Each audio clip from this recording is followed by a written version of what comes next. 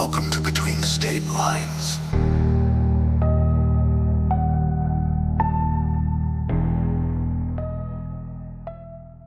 Welcome back to Between State Lines, episode 25. And we are still waiting to hear back from potential sponsors, Arby's and Tushy. And by potential, I have made no contact with them besides begging them on TikTok to sponsor us. I think we need to send some ghost babies to visit them, like a modern day Christmas Carol. Christmas past can show them my mom forcing my brothers and I to do seances at 3 a.m. Christmas present can show them this current recording. And then Christmas future can show them what their future will be like, ruled by ghost babies. I like that. I like that idea.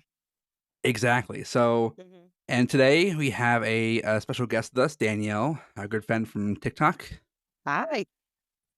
Now, Danielle, I've told you this before. We take our show very, very seriously here, and we never joke about anything at all. All business, And all serious. all business, all the time, 24 Mhm. 7. And as such, we ask every guest really hard, really introspective questions. And Steph, before you get started, I upped my game here. I've made this so much more impressive. I am going to blow you away. Okay, So, Danielle, let's Yeah. say Jeff Bezos is walking down the same street as you.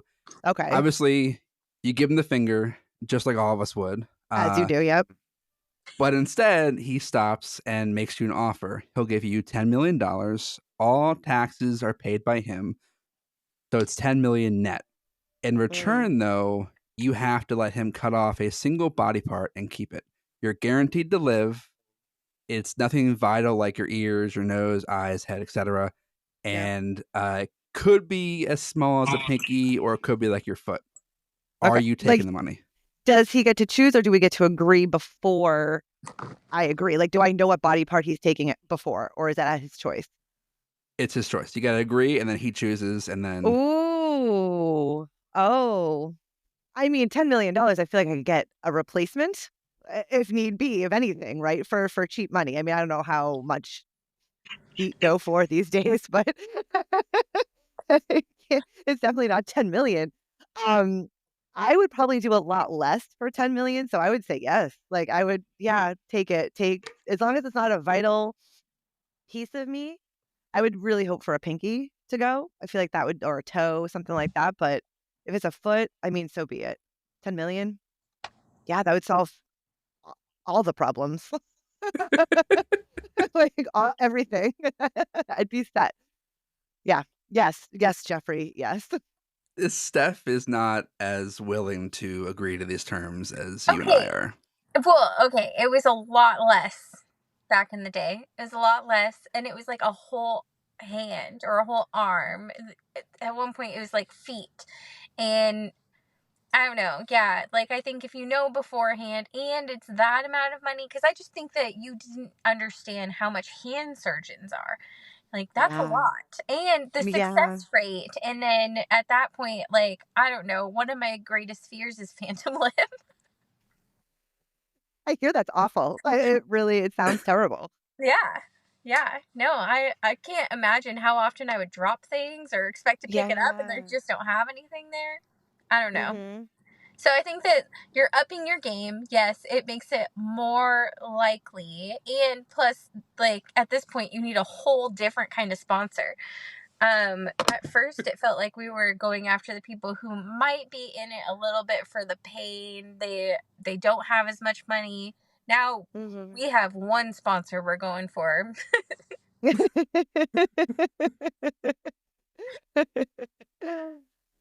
Yeah, the aim seems much more narrow these days, and it Mhm. makes a little bit more sense. I might Yeah. almost be on board. I mean, it's tough. Nobody wants to lose an appendage of any kind, really, in the end. But I mean, $10 million is a lot of money. Like, I can't even fathom what kind of money that really is, what that actually looks like in real life. And half my problem was like, how do I know the money really exists? That's true. And like, again, if you knew ahead of time, it would be no questions asked. Like, if you're like, he's like, I'm going to take a pinky for $10 million. Yes, immediately. But the knowing after the fact, that is definitely more more risky. Yeah. I'd still say yes. I would say yes. Okay, so Wanna see I have a different scenario, and I think this is Yeah. going to impress you, Steph. Let's say, I think this lines more with Bill Gates. Bill Gates walking down the same street. He says he'll give you $25 million, so 15 more. Same deal with taxes, up to $25 million net, and there's a condition, and you'll understand why. But in return, you have to spend the night in a cabin with absolutely no lights, so pitch black, no source of light, and you're in there for 12 hours at most. The caveat is there may or may not be several rattlesnakes, black widows, and a dozen or two death stalker scorpions in there with you, which are the most venomous scorpions on the planet, and they deliver an extremely painful sting. The cabin is 2 floors, so about 2,000 square feet. Medical assistance is on standby, so no matter what happens, you are guaranteed to live. You can freely move about the house as you wish, but you have no source of light. You can tap out after 4 hours, or if you're bitten sooner and experiencing medical issues, but you're paid the 25 million by the hour. So when you dip, it's prorated. However, you are guaranteed to be paid for at least 4 hours. So if you're bitten 10 minutes in and you got to leave, you're still paid by $8 million. Okay. Keep in mind, the house may be entirely empty with just you inside, or could have these things. Are you taking the deal? What equipment are you bringing in? Is it just your body, like in your clothes on your back type of situation? You can keep anything with you except for a source of light. Okay. Yes, I would. I would. Yes, I would do it. Ideally, like my initial thought would be like, I got to go upstairs. That's where I'm gonna I could stay still for 12 hours. Like, don't get me. I could lay in a bed for 12 hours. I mean, obviously, you'd have to go to the bathroom, I'm sure, but I could probably just stay stationary. And if I feel like I'm tucked in enough and I'm away from the elements that could be getting me, I mean, I know it's not a definite, but yeah, yes, I would take that deal and hopefully last the whole 12 hours. If not, still walking away with $8 million. Steph? Okay, is it pitch black in there? Did you say that? Yeah, no source of light, so No you source. can't see anything. There's Like no the darkest of the windows? dark. Yeah, imagine you're out in the ocean and there's nothing. Yeah, I would do this one. I guaranteed 8 million, and I like, even if I get bit, but also like I think at that point it's like, will you be bit for $8 million? Mhm. And then if for some reason you outlast it, because like nobody's gonna put you in there and there's none of this stuff in there. It's I mean, it's in it there. could if they're trying to get you to leave early. Like, I would stay the whole time, no matter what. If I was Yeah, I bit, just I'd stay. Yeah. like then they're not getting their money's worth. Like I'm thinking about both sides here, but yes, yeah, I think I would do this one. It sounds like a challenge that there really isn't a downside to. Yeah. So I mean, we the know biting that. is unfortunate, but I feel like also if you're stationary, like those things don't want to attack you unless you're causing harm for the most part. So if you're just like for 12 hours straight, like I feel like a spider's not going to come up to you and just bite you unless you're like swatting around all the time. You know what I mean? I mean, I don't know the ways of a Yeah, black widow, but I'm worried about like how I wouldn't see where the snake is, or I wouldn't see where the scorpion is. But Mhm. like at very worst, $8 million. Like I just Yeah. have to withstand pain, and Yeah. they have somebody on hand, so it's not gonna last forever. Yep. I could do that. You could also hear the rattlesnakes. I mean, that's a That's little bit true. reassuring, but I mean, Yeah. not really reassuring enough. No, you hear it, and then you're like, which way is it coming from? It's something like that. Yeah. You're like, Am I close? I imagine I'm somewhat close, but where is it? Am I going to hit a wall, or am I going to run into the snake? And then imagine like that fight or flight kicks in. You run off in one direction, snake gotcha. yeah, Run off in yeah. a different direction, scorpion. Or That you would be just terrible. fight the snake, Steph. You just tackle it, rip its head off before it can bite Grab you. it by its In the snake's dark? throat. Yeah, I mean, I would just be diving all over the place. But like eventually I'm gonna land on one. So Just like swat around all the time, like to hopefully kill spiders. Just like, psh, psh, psh, psh. Yeah, for whatever reason, I'm not worried about the spiders. I don't know why. I feel like they're so little. You could just be like, poof. The scorpions on the like I've never seen one in person, but they look terrifying. So We had one in my apartment in the light, and so you just see him walk back and forth, Oh. and we named him and no. everything, and yeah, but you just knew that there was more because that. And then as soon as we got rid of him, when we were moving out of that place, another one in my children's closet in the light. Yeah, Oh like my just goodness. a reminder, they're here. Don't know where. No. I'd be very scared. Yeah. all right. So today's show is actually about ghosts. Our audience is very well versed in our love of rambling and ranting. And we love ghosts in the show. We love ghost babies that do our bidding, and we love ghosts that do a little ghost dance in the corner. We love ghosts that appear as Hat Man at the foot of our bed. We love them all. And to Ooh. clarify, Danielle, these ghost babies are not babies that died and became ghosts. I've got several comments from people that misconstrue that. They are Yep. they are the children of two adult ghosts. So you die, you become a ghost, and you procreate.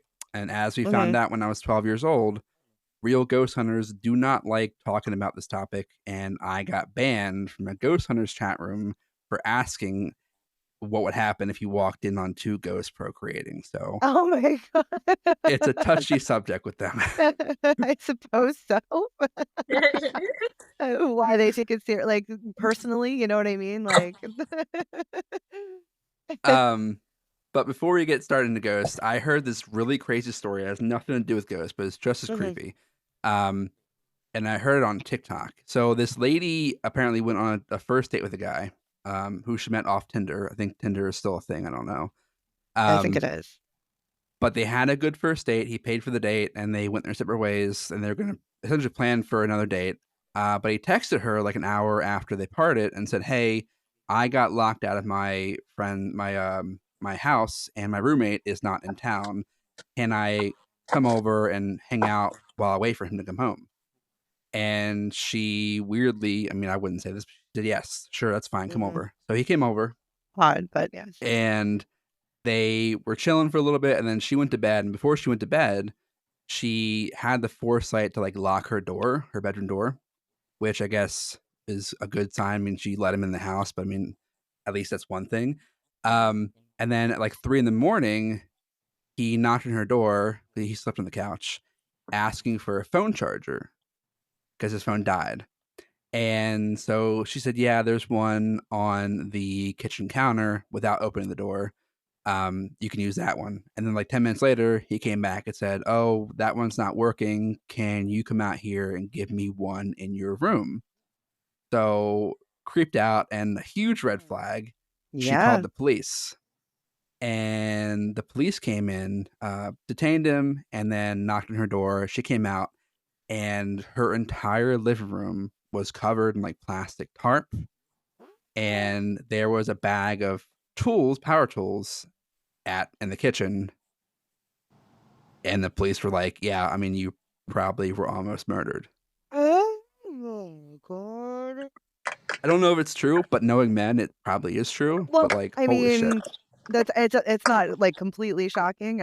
No offense to the men in general, but it's not. It is not. I have a side story actually to this. If you would like me to share, I had something somewhat similar happen to me, but not to that extent. Not to that. Well, no, not to that extent. Um, this was years ago. I was 18 or 19, so literally like a bazillion years ago. And this was back when you used to go clubbing, So we were in Boston. We did like a 18 plus club or dance, and I'm dancing with this guy, he's cute. He's older. Like I think I said I'm 18. He's probably in his 30s, maybe, if I remember correctly. Um, and then it was him and his friend, and I was with three other friends, and they were like, "Oh, let's all go out after. Let's go get something to eat." So we're like, okay, great. Let's exchange numbers in case we get lost. Here we go. Again, mind you, it's like basic. You don't even have like GPS and stuff back then. Like this is probably 2003. So we're driving and I get a call from him. I believe his name was Tom. I nicknamed him Tom Cali because he was supposedly from California. He was just visiting. Okay. So I get a call and he's like, hey, my car died on the highway. Like it's out of gas or something. Can you guys like come turn around and like pick me up and then like we'll go get gas and go back? And I'm like, okay. It's like 1 a.m. So I'm like, I'm not gonna leave these people stranded there. So we turn around, we go back to them. Now my car was full. So a couple of my friends had to get out of my car and go in his car with his friend, and he came into mine. So we're driving, we're going to get gas, and my friend calls me and she's like, I don't know if we can swear, effing driving. He's driving the car. It's obviously not out of gas. Like we are stuck in this car. I don't know where he's going. So then the guy calls his friend. He's like, you're freaking everybody out. This is ridiculous. What are you doing? And he's like, I just wanted to test it real quick. I just wanted to see if it worked, and it worked. So I just figured I'd start driving. So we finally met at the gas station. My friend like jumped out of the car and we were like, goodbye. Thank you so much.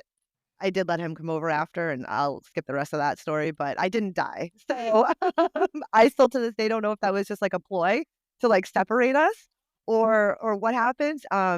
You make silly choices, especially at 18. But that kind of that jogged a little memory for me because that's a weird scenario. God.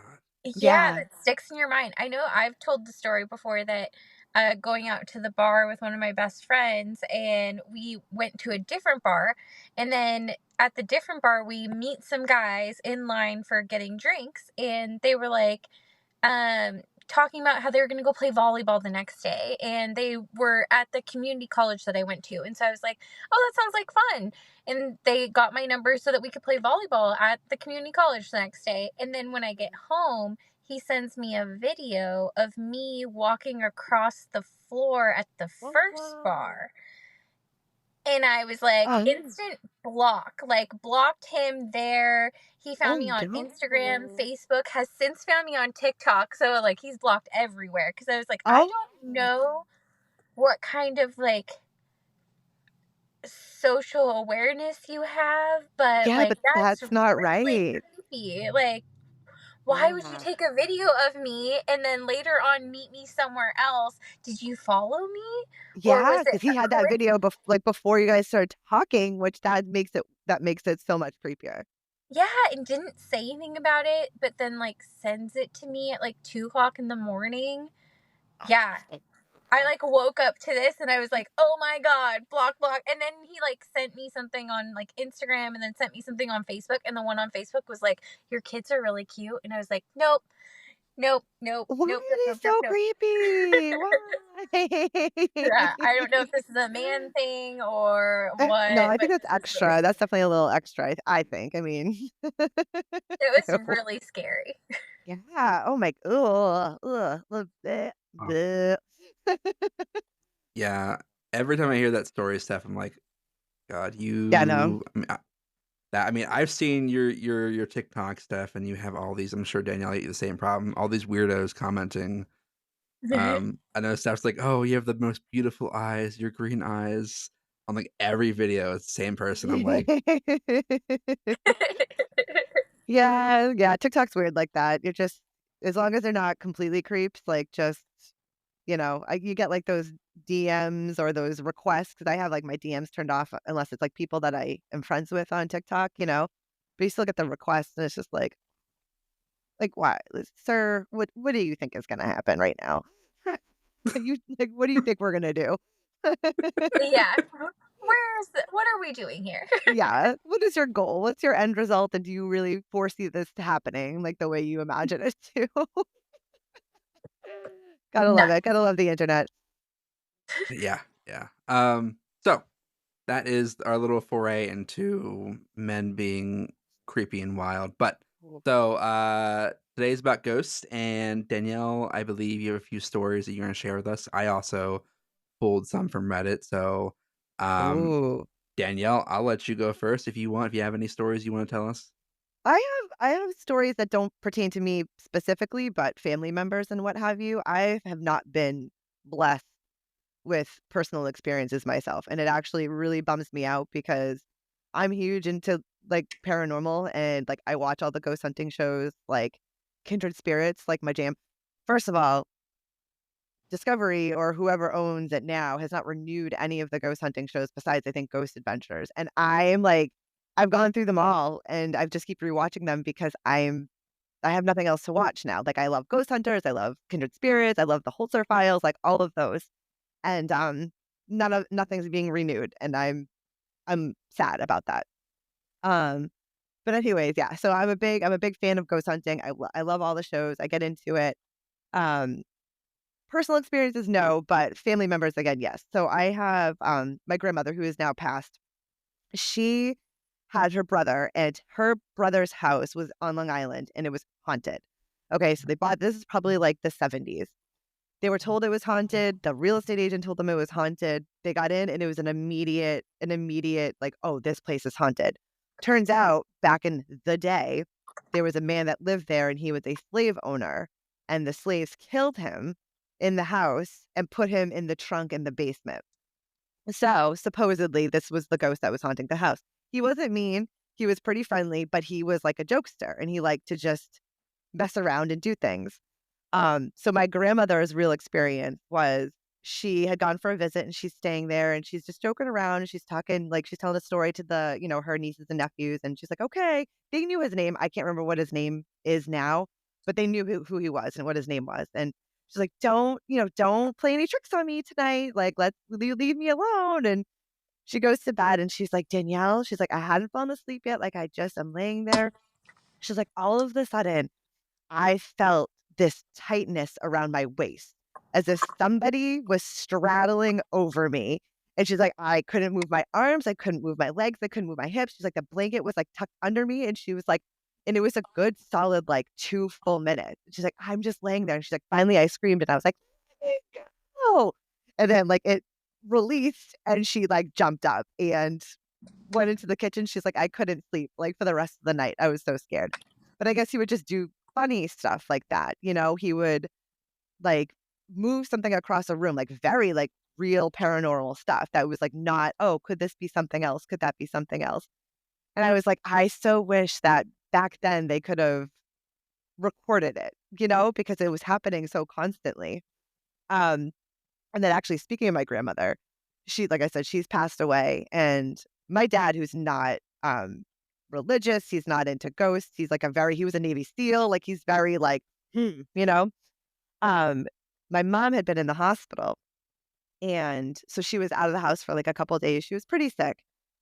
She ended up being okay, but she was there for a while. And she's like, so my dad was laying in bed and he looked up and my grandmother, which is my mom's mom, was standing in front of the bed, like full blown. He had no doubt in his mind who that was. He knew it was her. He like looks up straight at her and she starts like pointing to the chair that my mom always like sits in because my mom has a lot of like physical problems. So she's like, she sleeps in it and what have you. So she's just standing there like pointing at this chair. And my dad's just standing there like, he's like, she's okay. She's just in the hospital, but she'll be back. Like he was trying to like to comfort her in a way. And then she just vanished. And my dad was like, I never in my life even had a slimmer of believing, you know what I mean? And he's like, and now he's like, you could not convince me otherwise that it's not real. He's like, to some degree. He's like, that was my only experience. He's like, it's probably going to be my only experience. And it was so funny, like listening to him explain it because I said he's very like rigid and rough and tough, and ghosts just were never his thing. And I was like, what the heck? Why you? I've been waiting for this. Like, why not me? Like, come visit me. Maybe someday. I hear you just want it too much, just like Holden. Yeah, like I think so. And but even same with like my daughter, like my older daughter, she's definitely more sensitive. And I guess the sensitivity seems to run in the family on my mom's side, but again, it seems to have skipped me completely. Like my mom is always seen stuff or felt stuff. My grandmother was very like intuitive, and my daughter also has been intuitive, and like she, even as like a kid, always saw like the man in the hat. Um, always she was like, oh, he's everywhere all the time, and I was like, wait, what? She's like, yeah, like sometimes he's at school, sometimes he's just like outside the window. I'm like, Are you scared of him?" And she's like, no, nope. I was like, and I felt like this wasn't that long ago. I found this out actually. My daughter's 19. I want to say it was not even 4 or 5 years ago. She started telling me this, and I was like, wait, like for your whole childhood, you just saw this guy? She's like, yeah. And then I was like, I do remember back when you were like 2 and 3 at my grandmother's place, you would be scared to go down a certain hallway, and you're like, the man in the hat is there, and I don't want to walk down that hallway. And she's like, I don't know if it was the same man. She's like, I don't remember. So I was like, well, I remember because I remember like being terrified to go down that hallway after the fact.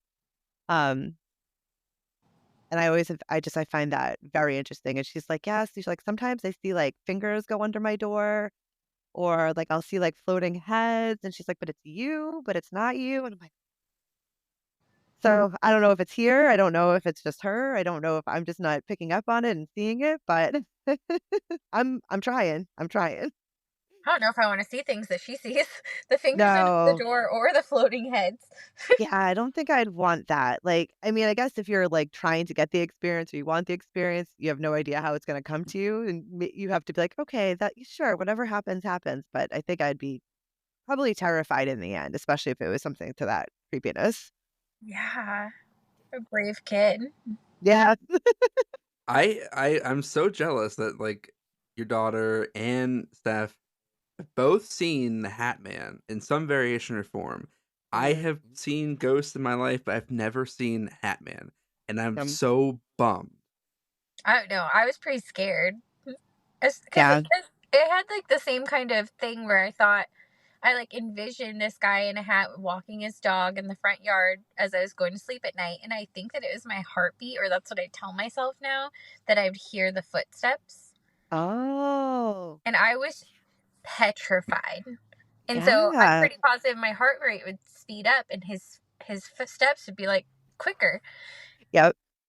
So when I actually saw the Hat Man, that was terrifying. Absolutely terrifying. How old were you? Oh, I had to have been in high school. Okay, We went into a place in Salem, Oregon. It's Fairview. It was like a hospital, and it was like, I want to say like 50s, 60s. They put everybody in there basically that they didn't want. sure. And then it closed down, and since then they've like wrecked it down and built houses there. So I think it's like the site of the new Poltergeist. But Yeah, yeah. That's exactly what just came to my mind. yeah, because there was like a graveyard that they had to move to build another building, and then so they had all these plans of like, oh yeah, we're gonna move the graveyard. There was no record of where they moved these graves to, so I think they just built the building. Mhm. Yeah, And then like, people like willingly go there, like to live. yeah, yeah. There's people that like, I know somebody. We're not really friends anymore, but that he talked about, that's his goal, is to live in this neighborhood because it is a really cute neighborhood now. But all I can Yeah. think of is like, how scary. Yeah, that absolutely. Ugh. Yeah. No. No, thank you. Yeah. No, but you mentioned that the pranking ghost. I have a running joke that like Steph and everyone that I know will that ghosts are real when I die because I will come to your house and I'll like rearrange everything. You'll find like food on the roof. You'll find like Yeah, dishes in the bathtub. Like I'll make it obvious and you'll know yeah, who like it I'm is. here.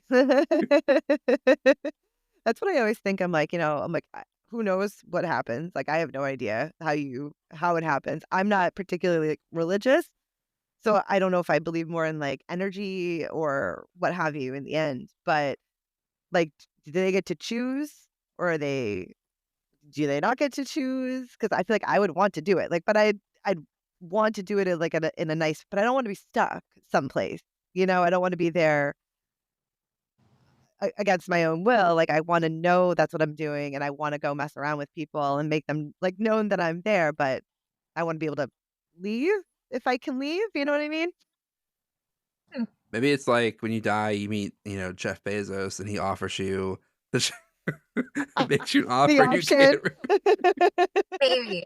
I don't know. I kind of have this theory that it's like all energy and that some ghosts get stuck places, but then I think a lot of people, you're just some sort of spirit and you're very busy. Time works differently. You can visit lots of people. I'm sure that Holden will have more than enough time to mess with everybody. Well, then there's residual hauntings too, which I find interesting, and maybe that's just like a ripple in time. It's just like repeating and repeating and repeating, and they're not active ghosts, or they're not intelligent or what have you, and it's just somebody stuck in this. But do they know? It's so fascinating, and the fact that we don't know the answers, it drives me a little bit insane sometimes when I think about it. We on one of our episodes we talked about like what happens after you die, and there was one theory that blows my mind and breaks Stephanie's brain. Where like essentially this reality and all realities are fake, and everyone is like one consciousness. You're one soul, and you're all just different variations of the same soul going through different things in your life, and basically like you and I are the same, but you're further along in your soul journey than I am, but like Oh wow. time is a flat circle. It's like doesn't go anywhere. Yep. Yeah. It's all wild. So I did pull some stories, and one is actually about an imaginary friend. Oh. It's called My Daughter's Imaginary Friend by PKP434. And this is from the R Ghost Stories subreddit. So in 2013, my wife and I divorced, and we both moved in separate homes. The divorce went well, and we are still good friends to this day, partly because we have a daughter together. We agreed to split custody over our daughter, and I rented an old house in a historic district in the city where we live. It was a very pretty home built in 1935, and but kept up very well. I would have my daughter 2 weeks at a time, and she had a bedroom in the back of the house. She was 3 years old at the time, and I kept noticing her talking to her friend. One day, I found her in a little closet talking to someone, and I remember her saying she was talking to another little girl named Betty. I have no idea where she heard the name Betty, as she was only 3 years old, but I just chalked it up to a child's vivid imagination. Keep in mind, I am a single dad to a little girl. I really have no idea what I'm doing when it comes to dressing, hair, or just little girl stuff in general. Her mother is good at all that stuff, but not me. I put my daughter to bed one night after her bath. I recall brushing her hair that night, but that was all I did. The very next morning, her mom came to pick her up from the house, and my daughter was just waking up. Her mom went back to her bedroom to find my daughter's hair was fixed in two perfect French braids. Her mom was real proud of me at first. I had done her hair so cute, but I told her I didn't and couldn't do that. And I can't even I can't even braid her hair, much less do perfect French braids. We asked our daughter how her hair got fixed, and she told us that Betty had done it during the night. I immediately broke the contract on the agreement for the house and moved out the next month. That seems a little like hasty though, to move out. Right? I mean, like Betty, if Betty was in fact a ghost, which you would assume, because I feel like a 3-year-old can't French braid her own hair. Like that's impossible. I mean, I can't do it as a 40-year-old. So Not with that attitude. can do attitude, can't not. I don't like. She seemed like if she was real and or whatever, I feel like she was chill, pleasant, right? I don't know. Yeah, I like just unless think she's. Go ahead. she's a real person. She's hiding and living there somehow. That yes, that could be that. I was just watching. I think it's called it's on HBO. It's a documentary. It's like Murders on Elm Street, and it's all different murders throughout that happened near an Elm Street. And the first episode actually happened in my town. And so that's the only reason I watched it. So I was like, oh, let's start with this. And it like started in one town, and like, anywho, he was living in the walls.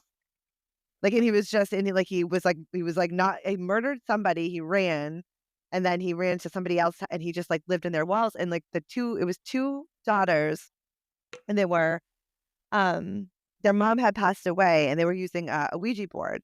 and they were like, "Oh, just knock if blah blah blah." So he was like doing the knocking and like all this stuff. So they thought it was their mom. The dad thought that they were crazy. And then yeah, it turned out he was just like living in their walls for like months. So scary. I know, I know. Then he just went on a spree and then ran, and they finally ended up catching him. But I think it was like in Well, the 70s or something. have you seen the movie The Candyman, the horror film? Yes. Yep. So Danielle has, Steph has not. But the inspiration for that film or story was actually a guy who lived in the walls, or two guys who lived in the walls of some old lady's home, and she kept complaining, I believe, that she heard voices through a mirror, and no one believed her Mhm. until a guy came through the mirror through the wall and then murdered her, and they found her body. But that's how the story Candyman originates Yeah. from. Mhm. But I mean, poor Betty. If she was, I mean, if she's a person, well, I guess if she's a person, not poor Betty, but if she's a ghost and she was just being nice and hanging out with this kid and braiding her hair, it's Are a little we? rash to move out. Do we hear the beginnings of Betty's villain arc? Like she's trying to be a helpful ghost, and everyone she helps just Yeah. abandons her, and now she's Yep. She's just trying to like maybe just play house. Like maybe she was a caretaker back in her day. Maybe she was a nanny or something, or maybe she had her own. So just braiding hair and playing with a 3-year-old is like her thing, you know? I mean, unless it was a ghost child, you know? Who knows? well. I'd let Betty live in my house. I mean, I want Right. Like ghosts, I but would not move out. Like not after just that. If there was in way more today's stuff market, happening. Yeah. Like, Yeah, are in you today's seriously? market. That's wild. Oh, just over little old Betty? Like, come on. Poor Betty. You gotta at least check the walls. Check the walls, check the Exactly. attic. Yeah. Like maybe I'd Yeah, have somebody come like maybe a ghost hunter after that. Like if all the walls were safe and there was no, I'd have somebody, a medium or something come in and at least figure it out a little bit. Maybe, yeah. you And know? he's just like, nope, I'm getting out of here. Yeah. I mean, all the horror movies you watch, like people stay for so long, and those are like bad things are happening. You're like, why would you stay there? But after just that, I don't know. But also, I guess if I woke up and like I knew somebody was touching my child in the middle of the night, I guess maybe that I'd be a little freaked out. So a Little that's bit. fair. That's fair. little bit.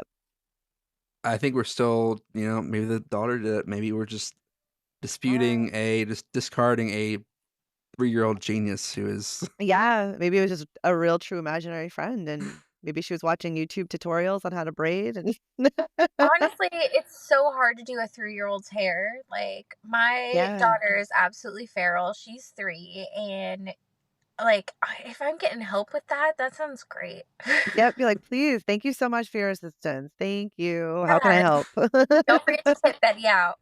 Yep, yep, for sure. Um, this next story is titled "My Nurse Was a Ghost" by Lola Bunny 3000. In 2020, at the beginning of COVID, I had just given birth. At this time, I could only have one other person in the room with me my entire stay at the hospital. Of course, my kid's father was there, but the third day he left to clean up our house and get everything prepared for the baby and I to come home. I had gotten sick and had a C section, so I had to stay for about 4 to 5 days. While he was away, a nurse named Kelly said she would be helping me throughout the day and spending time with me so I wouldn't feel lonely while the baby's dad was gone. I couldn't really hold my baby due to being sick and the pain from the C section, so my nurses would come every time a feeding was needed. I noticed when they came in, they wouldn't acknowledge her, and she would just go to the farthest part of the room, and she would tell me, "I'm just going to get out of the way for a sec." Now, she did tell me she didn't specialize in what they did, she was just there for comfort. So at first, I didn't question anything. The entire day, she was so helpful and encouraging to me, and I really believe I would have broken down if she wasn't there with me. She was such a sweetheart. After about 5 or 6 hours, she told me she had to leave and that she would come visit me before her shift was over to see how I was doing. She hugged me and blew a kiss at my baby and walked out of the room. Later that night, Dad came back and he was very upset. He had told me some stuff happened with his mom and that he was sorry it took so long. I was upset, but I told him a nurse named Kelly kept me company. As I'm telling him about her, my nurse is changing my sheets and she's like, "Who is Kelly?" I explained, and she said no one named Kelly was in my room or working that day. So I instantly thought about these women who would pretend to be nurses and kidnap children. But my nurse told me that I may be hallucinating, and she told the doctor. I talked to the doctor, and he said the same thing. Well, a couple hours later, a nurse that I didn't recognize came in my room and said, "I know this might sound crazy, but everyone on the floor is talking about how you saw Kelly." I said, "Yeah, she was here with me for like 7 hours, and she really helped me." We're smiling and laughing while I was telling her about Kelly and how sweet and funny she was. And then she pulled up her phone and showed me pictures of her and Kelly that looked like maybe early 2000s. I was smiling knowing that I wasn't hallucinating. Then she sat down and told me Kelly died over 10 years ago from domestic violence with her boyfriend. I wasn't too shocked because my entire life I've been dealing with paranormal, but I got chills because I knew I never had an encounter this deep. The lady gave me a hug and started crying, saying, "Now I know she is okay."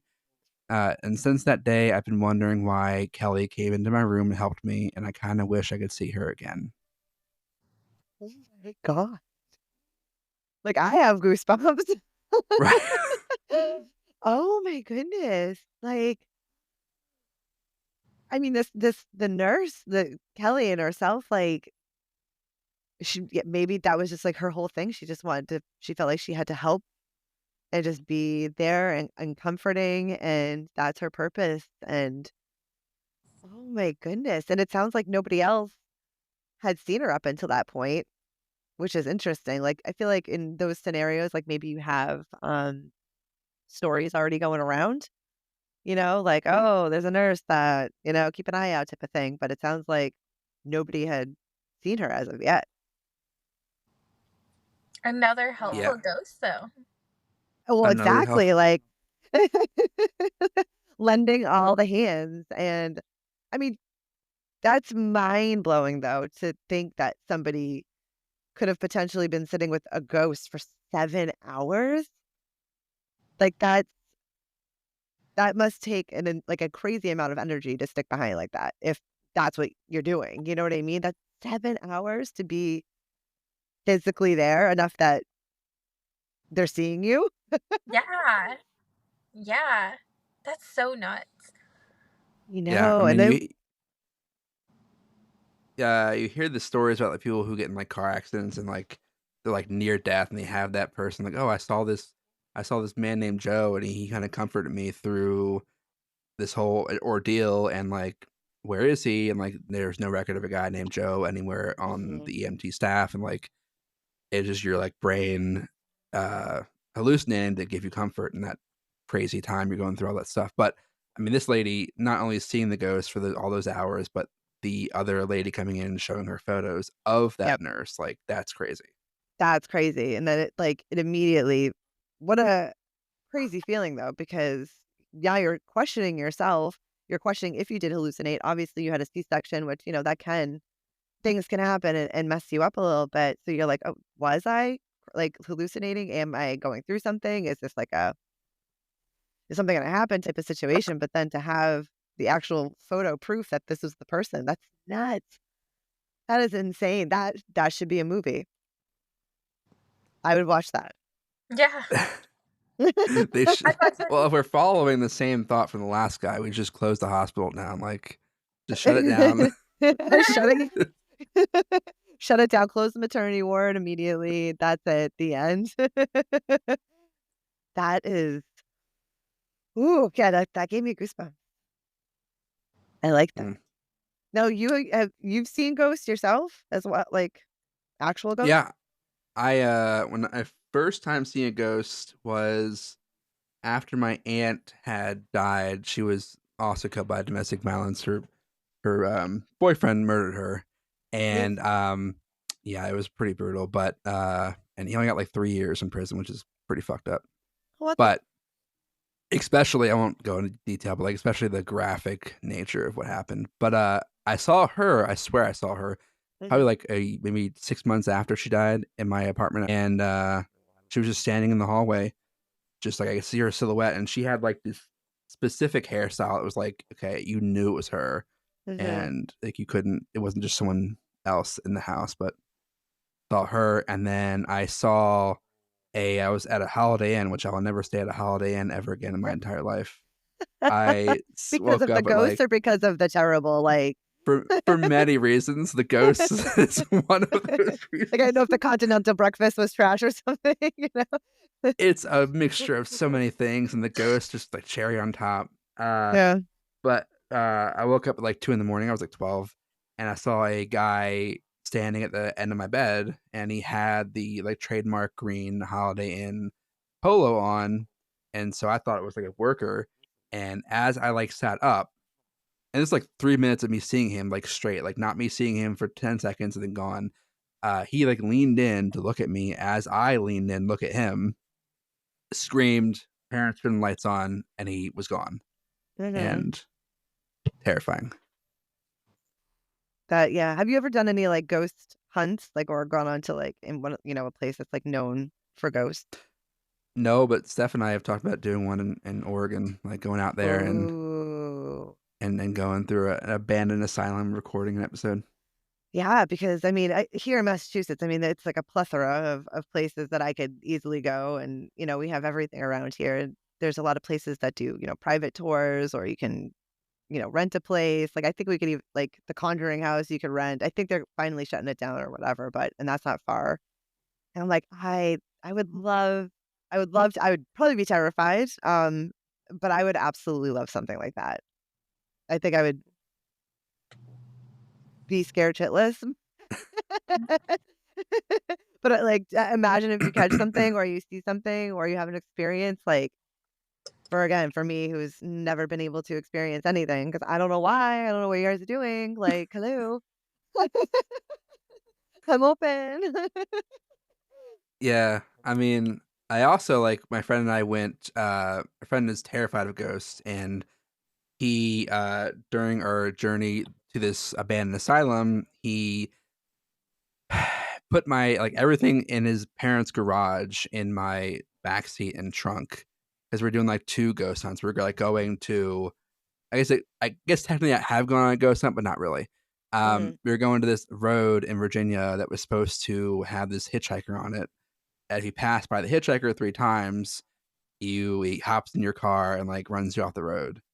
And so my friend thought it was a good idea to put like all this garbage from his parents' garage in my back seat, and he'd sit in mhm. the front seat because if there's no vacancy, the ghost can't come in the car. So, I that tracks. No, that makes all the sense. but then his idea was, okay, actually, I'm gonna sit in the back seat, and I have a flashlight. So if he comes in the front seat, I'm gonna shine the flashlight on him, and he'll disappear.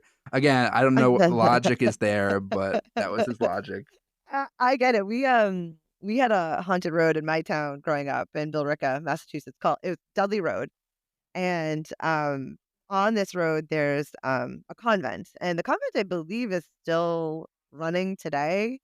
But anyways, it was supposedly, like, back in the day, like, a nun got pregnant by, like, a priest or something, and they hung her, or she hung herself. I forget the exact lore behind it all, but so it was just your typical thing to just drive down this road, on a Friday night, a Saturday night, like, that's we had nothing to do in, suburban Massachusetts, so that's what you did. And, I remember this one particular time that the road was creepy in itself. It was a very narrow, like, it was 2 ways, but you could not get 2 cars down. A lot of farmland, but then a lot of just, like, heavy tree. So, this was October. I think I was a senior in high school, so it must have been, yeah, like 2001. Um, it was a Friday the 13th in October, and it was my best friend's brother's birthday. So, for his birthday, his mom was taking them to the movies, and then she was gonna take them down Dudley Road as, like, a tour, like a joke, with all the boys. So, our grand plan was, we're gonna sit and we're gonna wait in one of these, like, farmland areas and just, like, scare the shit out of them. That's, like, what we're gonna do. We had no idea what time they were doing it, we did it. So she had this little teeny car, a Mercury Capri. It was like almost basically a 2-seater with like a convertible top. So we're just going up and down this street. I mean, for hours. We had nothing else to do. We're waiting for them. We kept pulling over, waiting, seeing if they were passing by. They weren't. So it had been maybe like 3 hours. It's like 10 p.m. They're like, you know what? One more trek down, and we will. If we don't see it, we'll turn around. We'll go home. So we're driving. All of a sudden, like, bam on the windshield, like bam, bam, bam. It's like we get hit and we're like, oh my God, we hit a ghost. Like we thought that we ran into a ghost and we were like ectoplasmed. Like now I don't know how she drove, but all of a sudden she was underneath her steering wheel. And she was like, we're screaming bloody murder, terrified, terrified, terrified. We go home. It's probably like a 10-minute drive to home. She lived next door to me. So she's like, get out of my car. I'm done. I need to go home. I'm terrified. And I was like, you can't leave me. Like, come sleep over or something. Like, I can't be by myself. She's like, no, like, this was terrifying. We hit a ghost. We're cursed now. It's probably like with me. I'm like, oh my God. So we go our separate ways. The next morning she calls me and she's like, I was fucking egged. She's like, we got egged. That's what it was. So not a ghost. She's like, I had 2 like eggs on the top of the car, 1 on the back and 2 on the windshield. And so that, I mean, at the time, I mean, I don't know what ectoplasm looks like, but to us, that's what we assumed at the age of 17. That's what it was. And then in turn, her mom ended up getting pulled over by the cops and questioned if they were egging people. So we never got to scare them. We got egged. They got questioned for egging people, and we saw no ghosts. But the road in itself was always such a good time, and people claim to have seen stuff. We never did, but you did get scared going down it all the time because it was just a really creepy road, anyways. And the convent was right there, and that was creepy in itself. And like the statues, they had these statues of nuns out there, and for some reason, like they were cut off at the wrist, so they're like hand. It was just a creepy place. But yeah, not ectoplasmed, just egg. I remember it like it was yesterday. Again, I have no idea how she drove home because she was like under the steering wheel, just like.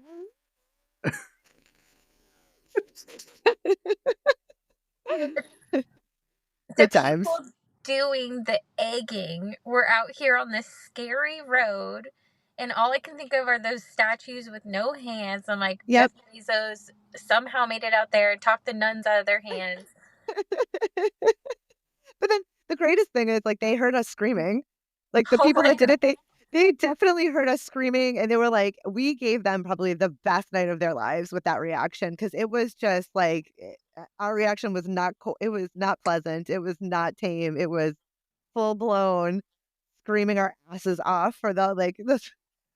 They heard Not it. being able There's to no way. see while driving, like Yep. I can't imagine what that looked like.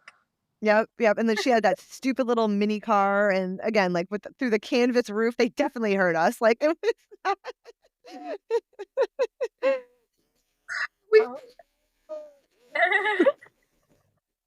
But I do. Oh I my remember God. it to this day. I mean, I remember it so clearly. I remember the fear. Like we were so scared. But looking back, oh, it's one of my favorite stories ever. It's just so funny. Ectoplasm is an egg-like texture. Well, like, I mean, all of my now research, I don't think I ever researched ectoplasm before. But it is. It looks like yolk. My mom made us do these seances as kids at like 3 a.m. She would like force us to do this during the summertime. And we never caught anything except for one time we found on a recording that we left out overnight a ghost saying, "What's that?" And nobody was awake at the time, so we were super excited. Yeah. We're like, "Oh man, we got this ghost recording!" And like a year later, it turns out my dad like woke up and like went downstairs and like spoke in the recorder. Oh no! My mom was pissed and is still Yeah. pissed to this day, even though she denies it ever happened. Yep. But my mom would go out to these battlegrounds out in Virginia, so like Bull Run and Antietam, like go do ghost hunting essentially and talk to ghosts because she thinks she's psychic. I don't know if she is, but she thinks she is. And one night she came home with her friend, and when she was unlocking the door, her key broke off. Probably just an old key. I don't know. But Sure. her friend told her it was a demon named Clayton that followed them home. And so when I was like 12 years old, starting that point, my mom told us we had a demon living in the house named Clayton. And like we were told this like as kids that you not Oh my only you have God. a ghost, it's a demon and it's watching you sleep. Oh. What? Why?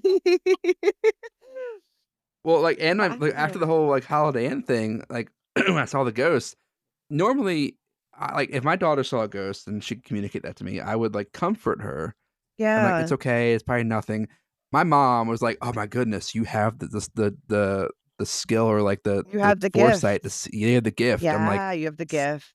I don't want to hear this. When I'm like 10 years Yeah. old if I was. You're like, I don't want that gift. Like, I don't, that's not something I want right now. Thank you so much. Yeah, so we joke that Clayton is always fucking with our podcast and stuff. So Wow. Clayton, huh? That, I mean, I definitely believe like people can pick up on that stuff. And like I said, my grandmother was intuitive. She would claim that she would know who was visiting, who they were, because like she would always just have visitors or dreams or what have you. And she always knew who they were, what they were, and I mean, she didn't talk about it too much because I maybe she thought it would scare us or I don't know, but it was just like a known thing that she knew they were spirits. She could communicate or she would know who they were, and it was just something like a matter of fact for her, which was always quite interesting. Or she was just crazy. I mean, either or. well, according to we had a ghost hunter on the show like 2 months ago, and according to him, if you're seeing ghosts and you don't want to see ghosts, you just tap your forehead like this. Oh, If you're closing your third eye or whatever. So yeah, like, closing that up. so you gotta go around and closing that, tapping your head, and you see good, How do you closing that open third eye. it though? That's the thing. That's my question. I mean, yeah, I'm like, "Bling." I've done a lot of those, like, oh, open your third eye, like meditations. I still don't see shit, so I don't. He also told me like I was asking him about like haunted objects. I'm like I'm trying to get Yeah. haunted still to this day in this house, and so I'm like looking for haunted things. And I was like, hey, so if I was to go to like an estate sale, and find the most haunted object, like what would you recommend? And he was like, well, anything that anyone uses in life on a regular basis is probably haunted because your energy is attached to it. So I'm like, okay, so I gotta look for toilet seats and like combs and like things like they, you use every day, I Yeah, guess. the toothbrush or something like that. Toothbrush, just dumpster dive. Yeah, yeah, ooh. I see, I don't know if I wanna bring in haunted stuff. I don't know if I want the ghost in my house. I mean, if one came in, but I feel like it's, like, not gonna happen now because like, unless something weird was to happen, I'm not gonna get haunted all of a sudden in this house, you know? But again, unless I go to estate sales and try to find stuff. Yeah. Yeah, Yep. maybe that's an option. So I have one final story we'll end the episode on, and it is a little bit longer than the other ones, and it has two parts. It's called "Had Conversations with my brother for 2 days before I found out he died the week prior" by Mortis Malum. This is the first time I'm writing about this. When I was 13, my older brother, who was 18, and I were on our way to a movie when we were hit by a drunk driver. I woke up in the hospital 4 days later, having lost my right leg and other leg in a cast, along with other various injuries. The night I woke up, my brother was sitting in my bed, telling me everything will be okay and to go back to sleep. The next day, my parents came to visit and asked how I was doing. I asked them why my brother was not with them, and they looked at each other and didn't say anything. That night, I again woke up to my brother sitting on my bed, telling me he knows I can get through this, and I need to be strong and overcome this and not let my injuries stop me from living my life.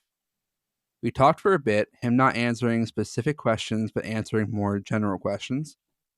I recall asking him why he was still wearing clothes from yesterday because it was very unlike him to wear anything similar to what he wore the day before. He didn't answer that, but when asked how he was, he said better than he thought given the circumstances.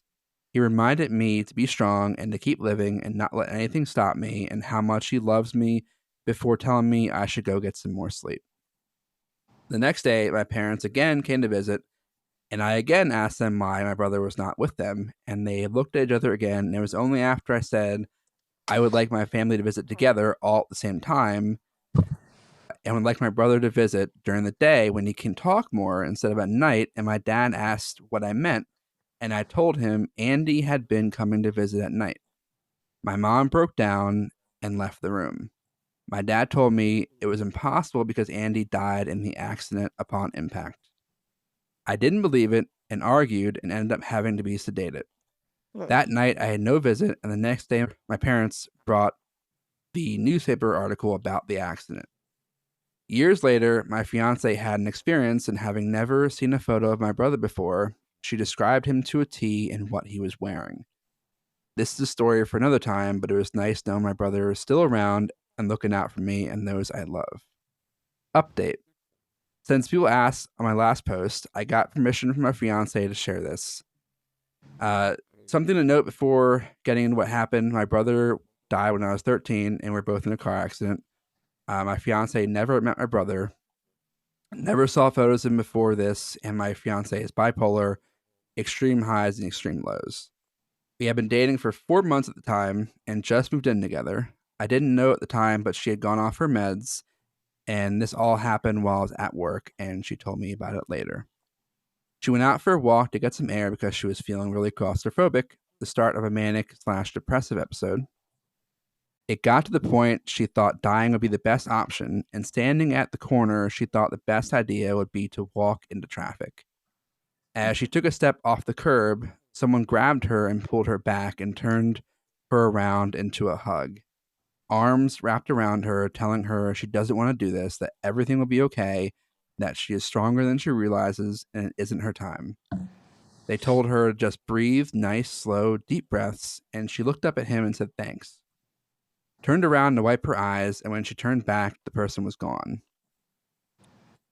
She told me about this when I got off work, and it was when she started saying what he told her and describing him that my heart really started beating fast. I knew who helped her.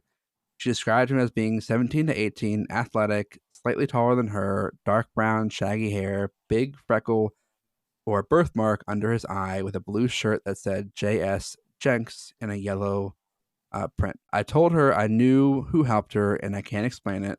I told her it was my brother and she said it was impossible. It was a real person. Got mad at me for suggesting it because she never believes in ghosts or spirits or anything like that. The big skeptic. I asked her to please trust me and that we drove to my parents' house that night, and I went into the basement and found a picture of my brother and asked if it was him who helped her, and her face went pale and she kept asking how it was possible.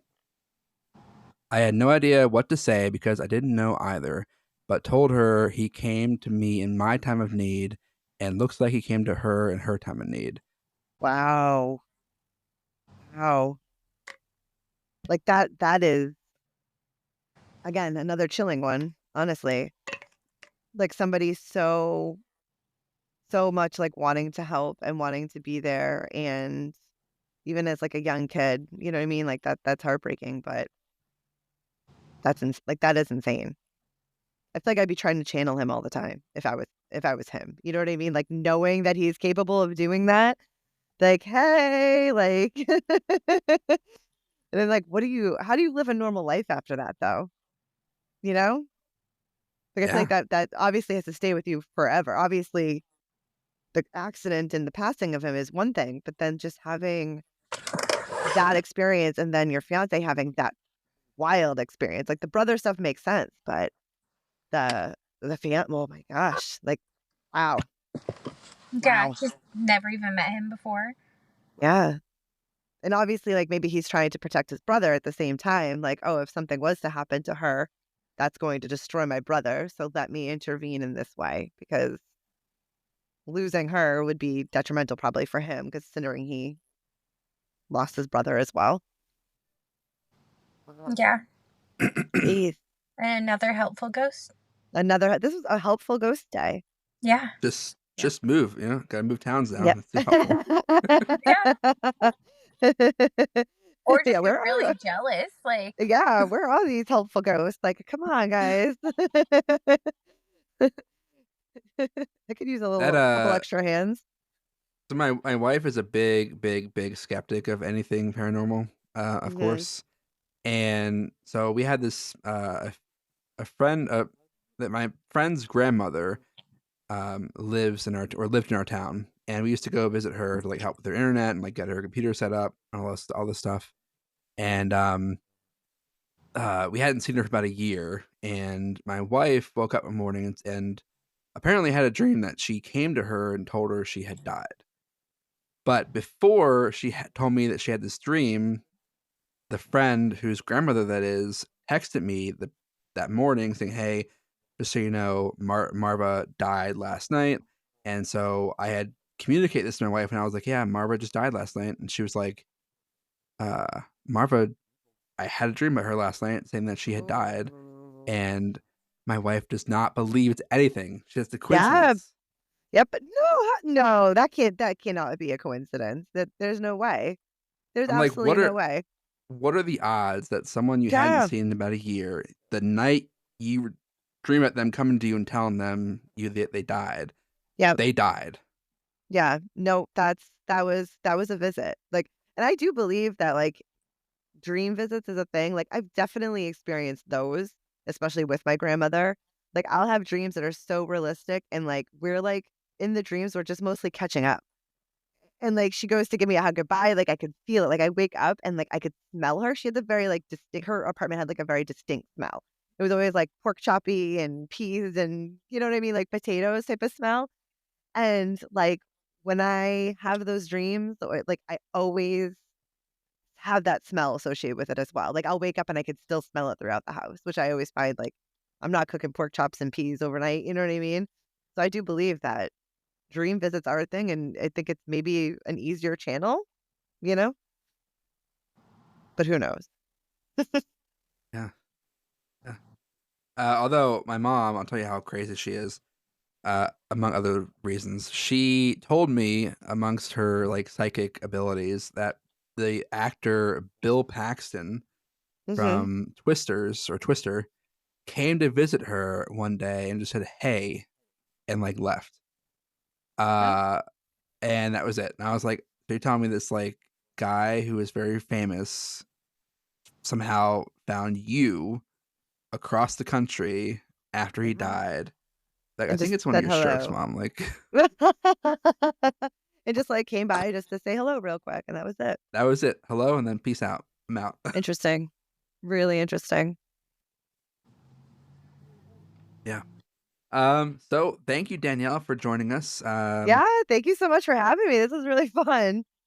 Do you want to tell the good people of Between State Lines where they can find you on social media without doxing Yeah. yourself? No, yeah. I actually think I just changed my handle, and I think it's simply Danny_D. Simply Danny D. It used to be Fab Mom at TikTok, but I need to change that. You know what I mean? It was just time to I have all ghosts on my phone. oh, Yeah, simply Danny_D is my TikTok. Do you had a podcast for a while? Are you still doing that? Not right now. We've been focusing on like work ones, like real business ones. Because we're in a studio and people pay us to do podcasts. So we've put all our energy into that. And sometimes I'm a guest host on those. We have two. One is like basically for real estate agents and talking about that kind of stuff. And then another one is just about local businesses, like out in Fitchburg, Massachusetts. Which that one's a bit more interesting because you're getting to talk to like just different people that have a story. And so a couple of those I've gotten to kind of just chime in really quick and have fun with. But it's been a cool thing because I get to see all the podcasts being filmed, and we have a lot of nice equipment, and people pay us. So hey, that's we put awesome. we put our own on pause for now for a while, but focusing on the the That's moneymaker awesome. ones, I guess. Yeah, You don't even have to cut off any hands for that. exactly. No fingers lost. Not yet. So that's Not yet. not yet. Jeff, I'm waiting. Come.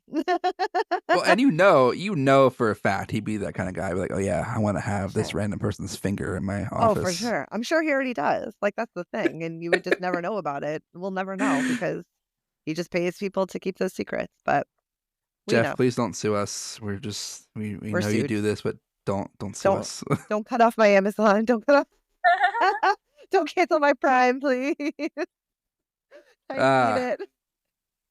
Well, everyone, we'll see you next week. Thanks so much.